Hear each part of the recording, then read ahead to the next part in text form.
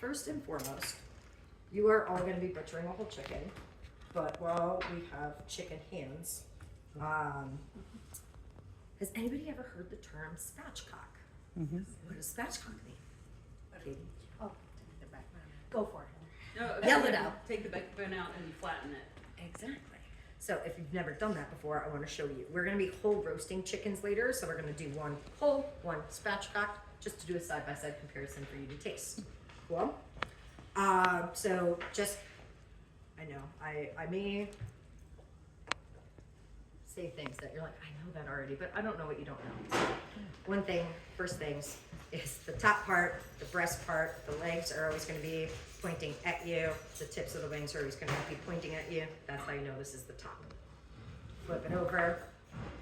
This is the backbone. So usually you see a little bit sticking out, and usually you can see the little rump. Basically what I'm going to do is follow one side of that and connect those lines, and then follow the other side and take those out. You can do this with a boning knife or a chef's knife, but if you have a solid pair of shears, I love these because the spring really helps get through those tough parts, and the curve really helps get through those bones. The hardest part is going to be where the thigh connects to the backbone. So I hold with my non-dominant hand. I try to find that part right between the thigh and the backbone, and I'm just going to cut. The hardest part's always the skin, actually. You'll notice that. I'm just gonna connect those lines, okay? So like I said, I'm right-handed. It's hard to do this, right?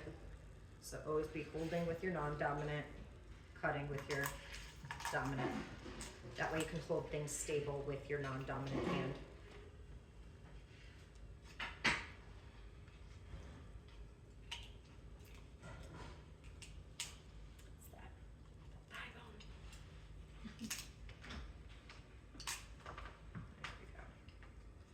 Hope that my fingers are slippery too.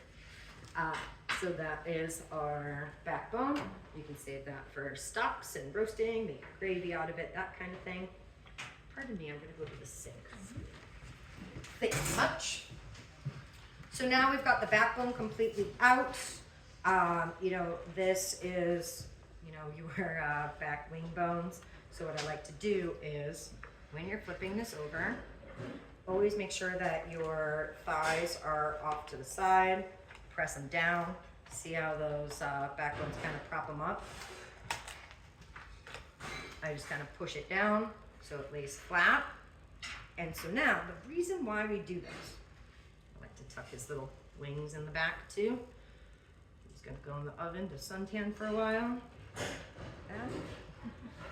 The reason why we do this is it opens it up for more surface area. So you have more even cooking around.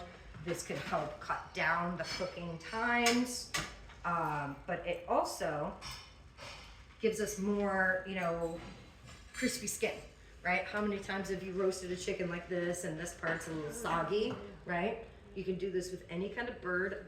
I like to do this with my turkey for Thanksgiving. That way it just cooks a little more evenly, right?